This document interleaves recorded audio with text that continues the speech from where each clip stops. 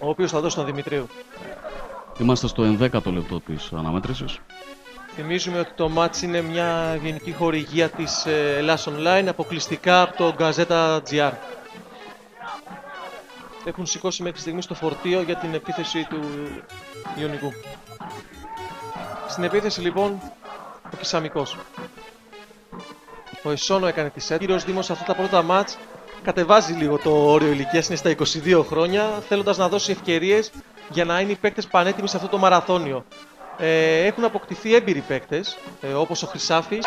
Οι παίκτες του Ιωνικού ζητούν χέρι στον χέρι του Καρβουνιάρη. Δεν υπήρχε κάτι όμως από ό,τι έδειξε και το...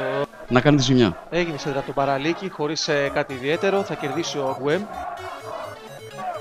Θα ξαναβγάλει με βαθιά μπαλιά στον Παραλίκη και αυτός απευθείας που ανεβαίνουν και προκαλούν κινδύνους. Καθαρίζει ο Αγουέμ.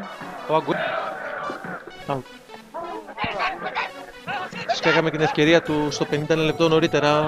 Τον Ορίζος έδιωξε στην τρίτη φάση του Ιωνικού. Την τρίτη καλή φάση στο μάτς. Τρίτη πολύ καλή φάση. Είμαι λοιπόν στο μάτς, 22ο λεπτό της αναμέτρησης.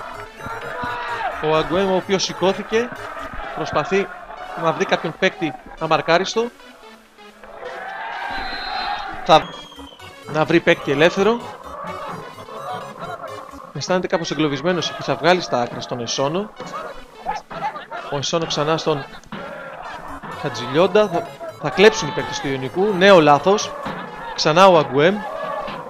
Εσόνο από τα αριστερά. Κουμπρόγλου θα περάσει στον Αγκουέμ. Αγκουέμ προσπαθεί να βρει ελεύθερο παίκτη. Θα βρει στον Εσόνο. Εσόνο θα γυρίσει λίγο προς τα πίσω. Θα ελευθερωθεί ο Αγκουέμ.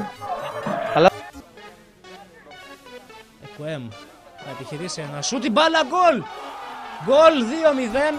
Ξεγελάει η μπάλα τον τερματοφύλακα της Μυκόνου. Αγκουέμ σούταρε, η μπάλα έσκασε μπροστά στον Πάλιουρα και είναι το 2-0 για το Καστέλι που κλειδώνει πλέον τη νίκη. Μια νίκη δικαιολογημένη βάσει και της εικόνας των δύο ομάδων.